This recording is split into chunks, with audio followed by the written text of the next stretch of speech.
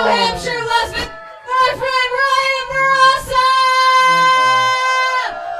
Thank you.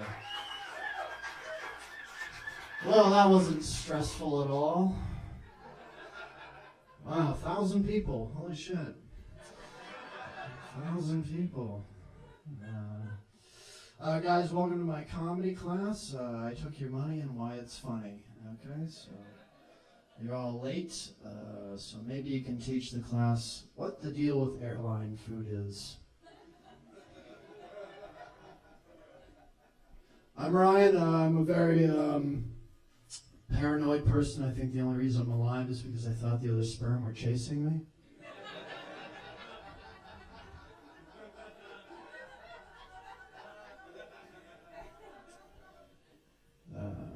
You guys ever hear your cell phone go off, but it turns out it's just you crying? Just me. I had to send this text to my mom the other day. No, Mom, don't worry, it's a typo. I'm going to kill my elf.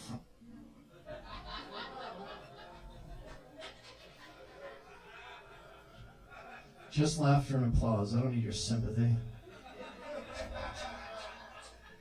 I don't have any feelings at this point. Are you kidding me? Some people say, Ryan, you shouldn't joke about suicide. And, or let's take that again. Some people say, Ryan, you shouldn't joke about suicide. And to those people I say, you're right, I'll just keep it to myself until it's a problem.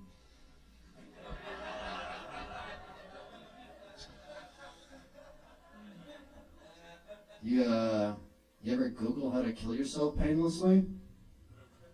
I have. Turns out number one answer is to throw yourself in front of a train.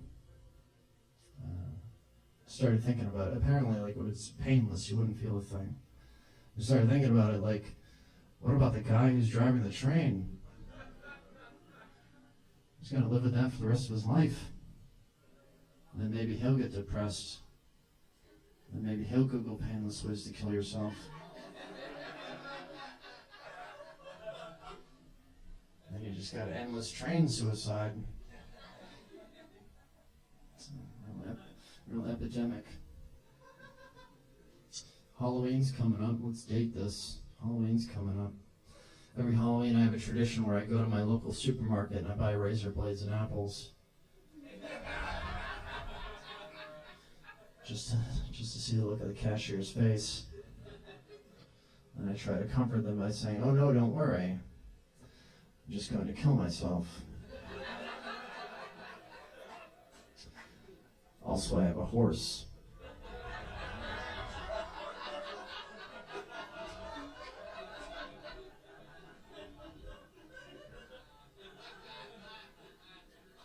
Believe it or not, sometimes people don't laugh at my jokes. And it breaks my fucking heart. I told my therapist that. She gave me antidepressants. I was like, okay, cool. How do I get them to take it?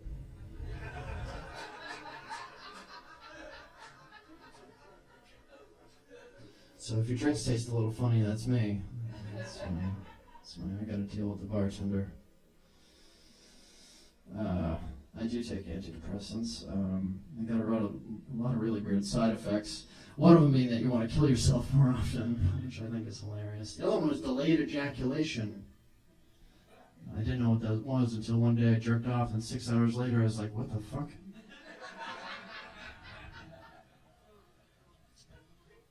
To those listening, I came in my pants on stage. I'd like to do an impression for you. This is my impression of the depressed magician. For my next act, I'm going to make tears appear from my eyes, because magic is my job, Sarah.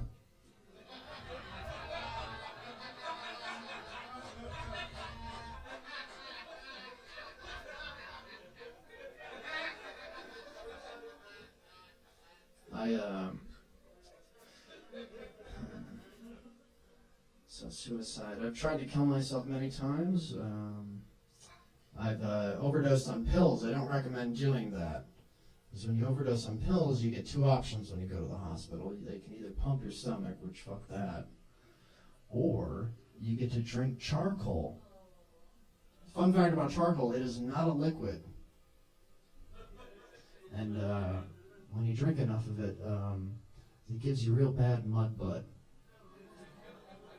And you're like on a hospital bed all day, so your sheets start looking like a Rorschach test. And you're just like, oh, it looks like two nuns fucking. What does that say about me?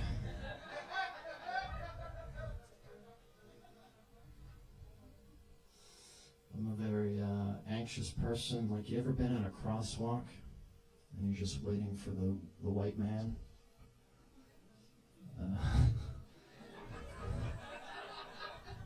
It's kind of weird, right? It's a red hand saying no. The white guy's like, go ahead. So, a little weird. But every time I go to a crosswalk, there's always like that guy that just goes. And I'm just left standing there, and he always makes it. And I like just wasted that much time of my life, and I just started like, oh God, I should have gone to fucking college.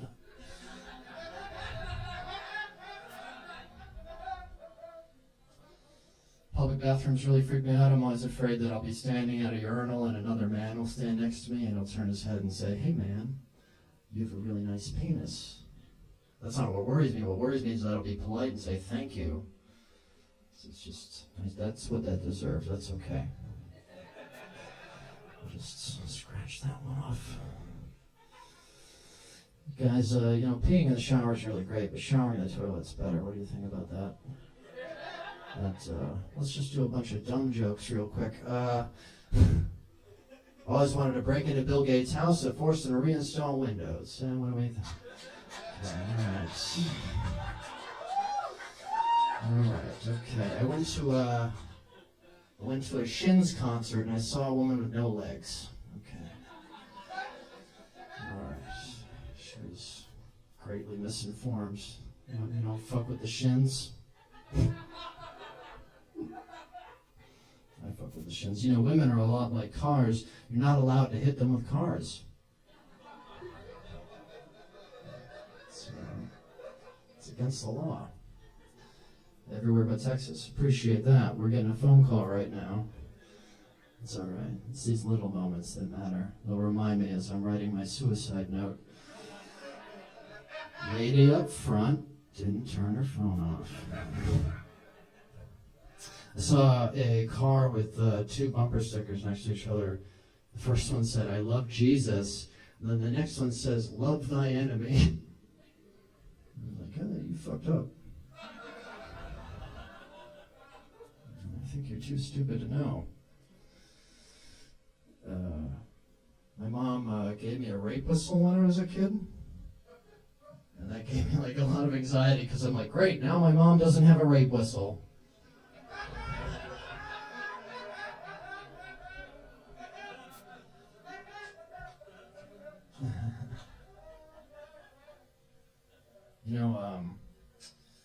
Wife beater has two different meanings. But they're both equally fun to come on.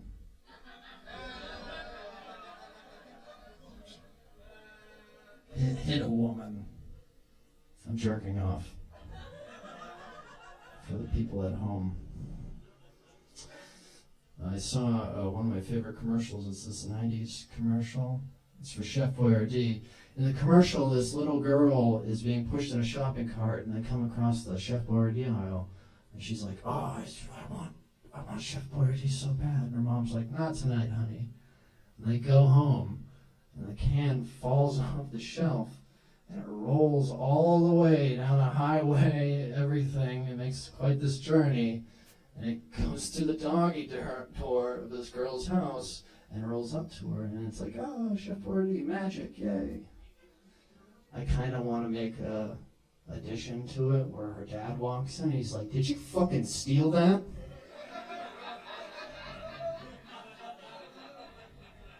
He just slowly takes off his belt. Chef Boyardee.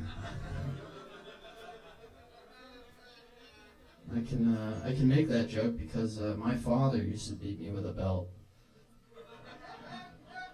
And it was so bad that I actually took the belt and I buried it in our backyard. But it grew into a belt tree. So now he has options. choked it down, now he beats me with his suspenders. Doesn't make sense, I'm 30 years old. Why am I still letting my dad beat me? Doesn't make any sense at all. I have just enough belt jokes to hang myself. Okay. Every time I go to an IKEA and I get near a group of people, I like just to mutter to myself, maybe I'll buy a crib to remember her by. Remember, just laughter and applause. Gives a fuck about your feelings. Jesus, it's not real. It is real. I do it all the time. I try not to be an offensive comedian. I don't intentionally write to be offensive. Like, for example, I don't have any jokes about 9/11 because I'm always afraid that after a show, someone will approach me and say, Ryan, I don't like your joke about 9/11 because I died in 9/11. That would be spooky. Talking about ghosts. My joke transitions are a lot like God. They don't exist.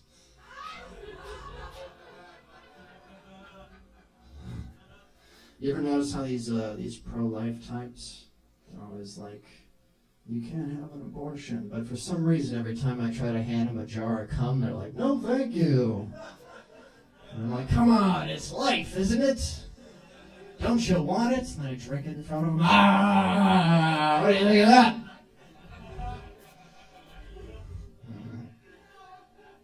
I'm sorry. I don't have any abortion jokes. Because I'm always afraid that after a show, someone will approach me and say, Ryan, I don't like your abortion joke because I died in an abortion. That would be spooky.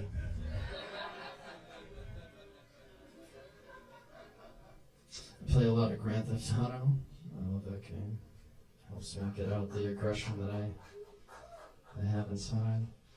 It's a really unrealistic game, though, because the police will actually arrest the white character.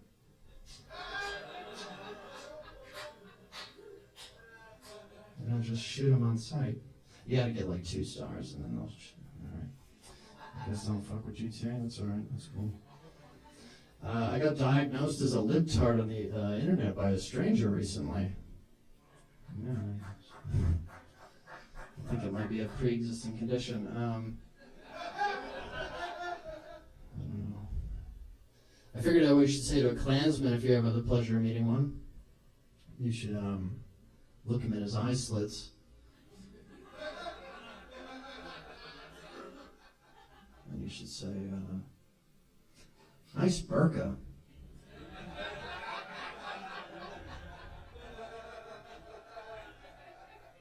And you stand your ground, because fuck those cunts.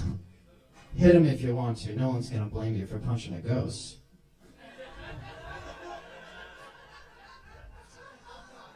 Because that's spooky. Third time I say spooky. Alright, glad you're catching up. Alright, cool. I don't have any problem with race mixing. As far as I'm concerned, throw a couple horses on a NASCAR track. See if I give a fuck.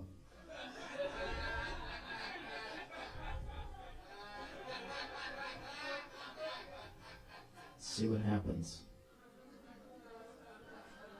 A lot of people have a problem with these like Confederate monuments that are up. People want them torn down. I don't think we should tear them down. What we should do is start drilling holes in them and just start fucking them. What do you think of that, Robert E. Lee, you racist piece of shit? I was humping the air for the people at home. Or maybe we could like melt them down into brass dildos and just be like, ah! Is it still cool, you fucking racists? I think I figured out the way how we solve bigotry forever. What we do is we take all the racists and we put them in a room and we shoot them. Wouldn't that be the great punchline? But no. What we do is we put them all in a room and we teach them that being racist is gay. And then we teach them that homophobia is math. And they'll never want to do it again. It's way too hard. I actually think that the guy that wrote that homosexuality is a sin in the Bible just had his heart broken by a really good-looking guy. It's like, if I can't have him, nobody can.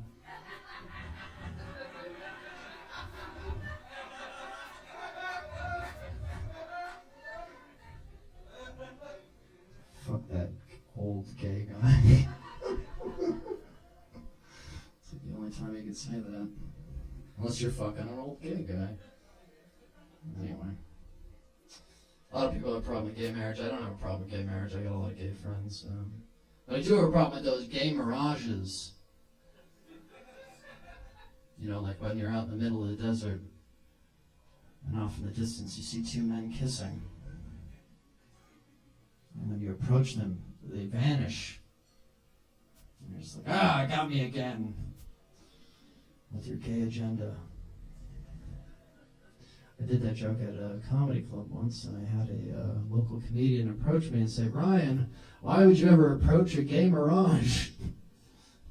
I was like, well, because they're fucking people, you homophobic piece of shit. Also, I'm seeing a mirage. I'm in a bit of a fucking situation here. Like, excuse me, I'm not above sucking dick for a gallon of water. Excuse me, gentlemen, I'm in a bit of a... Oh, you're gone? Okay, well... It's fine. See, how do you explain to your kids that not only a man loves a man, but also in certain atmospheric conditions... All right. I like that part. I don't care if you guys do. This is a fun thing you can do. If you ever go to the mall, you know those guys in the middle of the mall, like the kiosks? They always like fucking bother you for shit. Like it's always like a cell phone plan or something. They're always like, hey, you satisfied with your cell phone plan? I just started saying, no thanks, I'm gay. I had a guy apologize to me once. Hey, you satisfied with your cell phone plan? Oh, no thanks, I'm gay. Oh, I'm sorry. That guy's mind, like gay people don't like technology now, I guess. We started a new stereotype in that guy's mind. So I got some really bad news recently. It turns out that being a ginger is not covered by Trump care. So I'm fucked. I don't know if you heard this, but Trump actually made it legal for the mentally ill to buy guns. Which is great, because now I can buy a gun. I always wanted a gun. Like, can't wait. Like I said, I'm a ginger, I'm sorry. I can't help it. As much as I try. Being a ginger is like one of those few minority groups that like people still are fine with shitting on. Like to your face. Like we all know the stereotypes about gingers, right? We all got big dicks, steal and do karate, right? But there's that other stereotype. We don't have souls. Like guys, even dogs go to heaven. It's not a nice thing to yell at me out of your car window. For 30 years.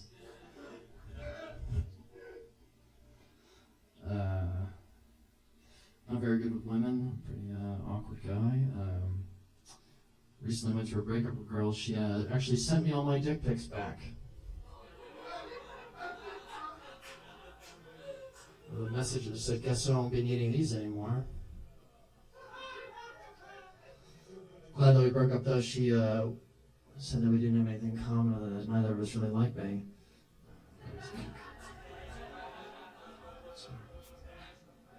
I was like, well, what about Breakfast at Tiffany's? She said, I think I remember the film. So I recall we both kind of liked it, but what does that have to do with you crying so much? That joke relies on you all knowing Breakfast at Tiffany's. I'm glad that we broke up though. She's like one of these kinky girls. She liked to talk dirty in the bedroom. I always thought that was kind of weird. I'm a comic. If you talk dirty to me, I'm just going to laugh in your face. That's goofy shit.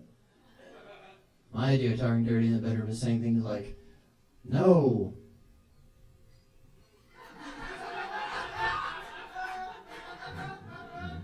Stop, you know. Quit hitting me. One time she asked me to do a really kinky thing. She asked me to put my penis in her ear. I thought that was strange, so I did it. I asked her how it felt. I'll never forget what she said. She said, "What?"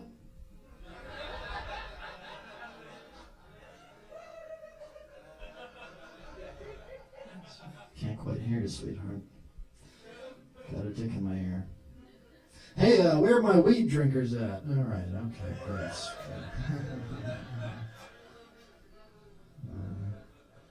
I'm a bit of a 420 comic.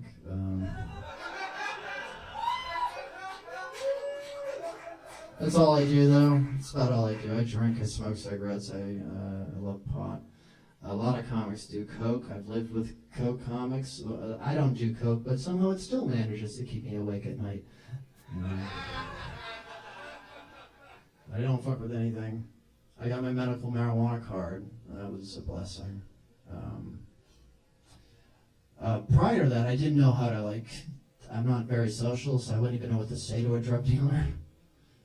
Like, hey man, can I have a gallon of cocaine?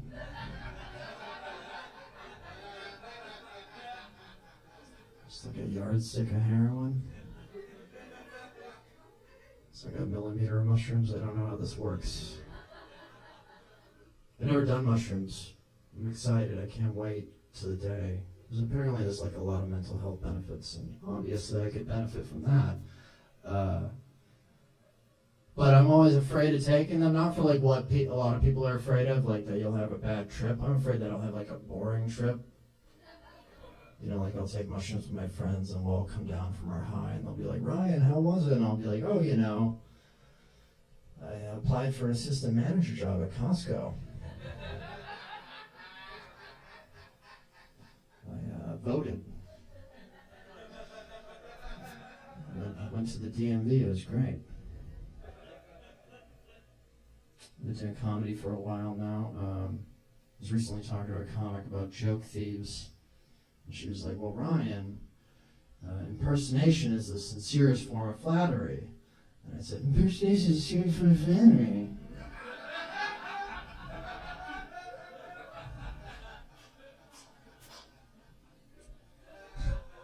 Like I said, I've been doing this for a while. I've seen every joke. I've heard every joke. I've seen so many comedians over the years. One of my least favorite things in comedy is this guy, the older club comic, who does this bit. Fellas, guys, fellas, guys, let me tell you about my wife. Guys, my wife, get this, fellas. My fucking wife, she calls me out on me being a useless piece of shit. Can you fucking believe it, fellas? Guys, fellas, let me tell you this, guys. Sometimes I want to hit her. All right, guys, listen up. Fellas, okay, look. She doesn't like the same sports team I like. Can you fucking believe it? I've seen this so many times. Every time I see that, I just want to walk up to the guy and be like, "Hey man, you should get a divorce. Is it worth the fucking joke?" There's 8 billion people in the world. More than half of them are women. Some women have penises nowadays. Options have never been better. You can't find somebody that likes the Raiders as much as you do, tough guy? Sounds drove me nuts. My therapist tells me I have an anger problem, which I think is fucking bullshit.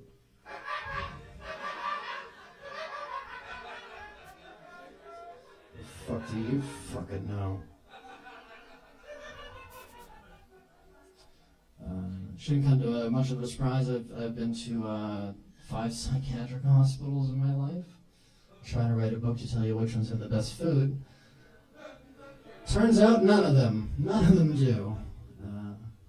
Psych hospitals aren't like movies and television make them out to be. They're not particularly funny places. I remember the funniest thing I'd ever seen in a psych hospital was someone was playing hangman on a whiteboard, and I found that kind of ironic.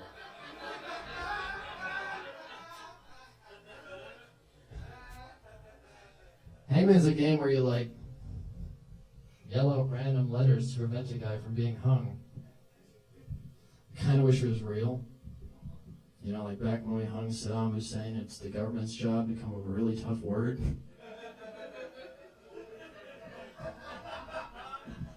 I pick a xylophone every time. I'd be like, there's no way he's picking xylophone. I go, oh, yep. Should have known. And it gets weirder from there, too, because you don't start by hanging a regular guy. You start by hanging a multiple amputee. And then as you slowly guess the letters wrong, you fulfill his dreams of having limbs.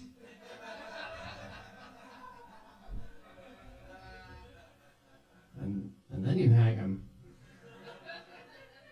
They always say, close strong. Guys, I'm Ryan Bourassa. Thank you so much. You guys have been absolutely wonderful. Thank you. Dude. Ryan Bourassa!